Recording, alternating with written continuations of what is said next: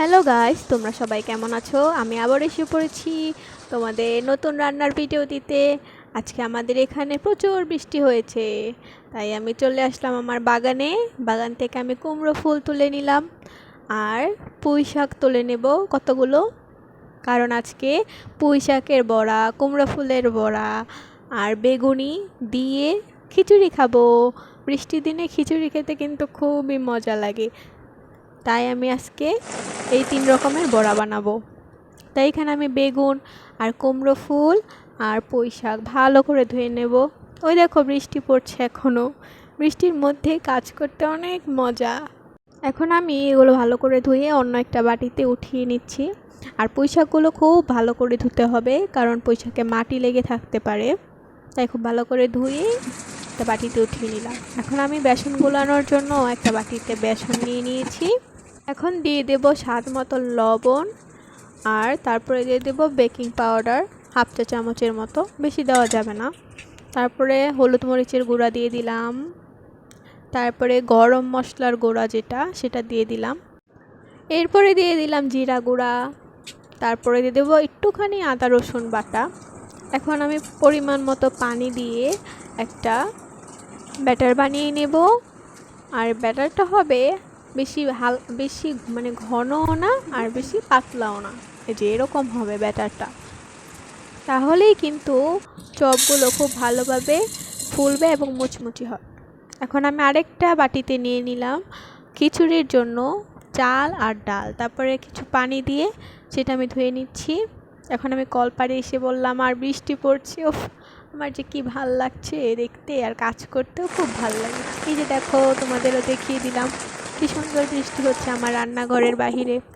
এখন আমি আবার রান্নাঘরে এসে পড়লাম, চুলায় কড়াইটা বসিয়ে দিলাম, তারপরে বেশি করে তেল দিয়ে দিলাম, কারণ চপগুলো ভাজতে হলে ডুবা তেলে ভাজতে হবে, তাই একটু বেশি করে তেল দিলাম। এখন বেগুনগুলো ওই যে বেসনের ব্যাটারে চুবিয়ে তেলে ছেড়ে দিলাম। দেখো কি সুন্দর ফুলকো ফুলকো হয়েছে আর খুব মুচমুচে হয়েছে। তারপরে উঠিয়ে নিলাম বেগুনিগুলো। এখন আমি আবার দিয়ে দিব, এই যে দেখো কত সুন্দর ব্যাটারটা, এরকম ব্যাটার বানালে খুব ফুলবে বেগুনিগুলো। যে কোনো চপই বানাও খুব সুন্দর ফুলবে আর মুচমুচেও হবে। এই যে আমি উল্টে পাল্টে নিচ্ছি, উল্টে পাল্টে তেলগুলো একটু উপরে দিয়ে দিলাম। এখন আবার হয়ে গেছে, তাই উঠিয়ে নিচ্ছি। আবারও বাকি বেগুনিগুলো দিয়ে ভালোভাবে ভেজে বাদামি বাদামি রং হয়ে আসলে সেগুলো আবার উঠিয়ে নেব। আর বেগুনি একটু বেশি হয়ে গেছে। এরপর আমি যে কুমড়ো ফুল তুলেছিলাম সেই কুমড়ো ফুলের চপগুলো ভেজে নেব। তার জন্য কুমড়ো ফুলগুলো আমি ছোট ছোট করে কেটে নিয়েছি। এই যে দেখো কত সুন্দর হয়েছে। কুমড়ো ফুলের চপ কিন্তু খুব মজা, তোমরাও বাসায় ট্রাই করে দেখবে। এখন বাকি কুমড়ো ফুলের চপগুলো যে ভেজে নিচ্ছি। সবার শেষে আমি ভাজবো হলো যে যে পুঁই শাক উঠিয়ে রেখেছিলাম সেই পুঁই শাকের চপগুলো, কারণ বেগুনি আর কুমড়ো ফুলের চপ খুব ডুবা তেলে ভাজতে হয় যেন ফুলে, আর পুঁই শাকের চপ অত ডুবা তেলে ভাজতে হয় না। এই জন্য এটা সবার শেষে আমি ভাজলাম, আর শেষে বেসনও কম হয়ে যায়, তাই সেটা কম হলেও সমস্যা নেই, তাই আমি এটা সবার শেষেই ভাজলাম। এই যে এখন আমি এগুলো উল্টে পাল্টে ভালো করে বাদামি রং এসে পড়লেই আমি এগুলো উঠিয়ে নেব। সত্যি বলতে পুঁই শাকের যে চপটা এত মজা হয়েছিল বলার বাইরে, তোমরাও কিন্তু ট্রাই করে দেখবে এগুলো। তাই খুব সহজ সহজ রেসিপি দিই তোমাদের। এখন আমি খিচুড়ি রান্নার জন্য কিছু তেল দিয়ে তার মধ্যে রসুন, পেঁয়াজ আর মরিচ দিয়ে দিয়েছি। এখন এগুলো ভালো করে একটু ভেজে বাদামি রং এসে পড়লে তার মধ্যে আমি হালকা একটু স্বাদ মতো লবণ দিয়ে দিব।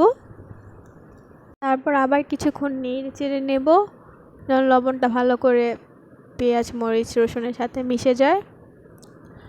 তারপরে এখানে আমি একটুখানি আদা রসুনের বাটা দিয়ে দিব, কারণ আদা রসুন বাটাটা তেলের মধ্যে দিলে কাঁচা গন্ধটা চলে যায়, এই জন্য আমি তেলের মধ্যেই দিয়ে দিলাম। তারপরে দিলাম পানিটা, আবার একটু নেড়ে চেড়ে দিলাম পেঁয়াজগুলো। এখন তার মধ্যে দুটো তেজপাতা দিয়ে দিলাম, কারণ বেশি দিতে হবে না, অল্প একটু খিচুড়ি রান্না করব শুধু আমার জন্য। এখন হলুদ, মরিচ, ধনিয়া, জিরা, গরম মশলা সব কিছু গুঁড়ো দিয়ে দিলাম, দিয়ে ভালো করে আবার নেড়ে ছেড়ে দিলাম। যখন মশলাটা কষে আসবে আর উপরে তেল ভেসে উঠবে, তখনই আমি যে ধুয়ে রাখা চাল ডালগুলো দিয়ে দেব। সবগুলো চাল ডাল একসাথে দিয়ে মশলার মধ্যে তারপরে আবার ভালোভাবে মিশিয়ে নিতে হবে, আর একটু ভালো করে ভেজেও নিতে হবে, তাহলে কিন্তু খিচুড়িটার স্বাদ অনেক বেশি বেড়ে যায়। চাল ডাল ভালো করে মশলার সাথে ভাজা হয়ে গেলে আমি এখানে পরিমাণ মতো পানি দিয়ে দিচ্ছি। পানি দেওয়ার পর আমি একটু ঢেকে দিয়েছিলাম সেটা, তারপর ঢাকনাটা খুলে দেখলাম বলক চলে এসেছে। তারপর আমি একটু নেড়ে চেড়ে দিলাম, অনেকখানি ফুটে গেছে চাল আর ডাল, তাই আবার একটু ঢাকা দিয়ে উঠিয়ে তার মধ্যে আস্ত আস্ত বিলেতি ধনে পাতা দিয়ে দিলাম। এটাও কিন্তু আমার বাগানের ধনে পাতা। এই যে এখন আমি নেড়ে চেড়ে দেবো।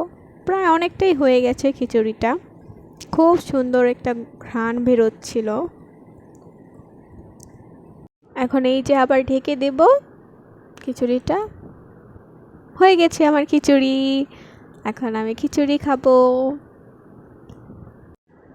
এই যে আমার 3 রকমের যে চপ বানিয়েছিলাম, বেগুনের চপ, মিষ্টি কুমড়া ফুলের চপ আর পুঁই শাকের চপ, সাথে আমি খিচুড়ি নিয়ে নিলাম আমার পছন্দের খিচুড়ি।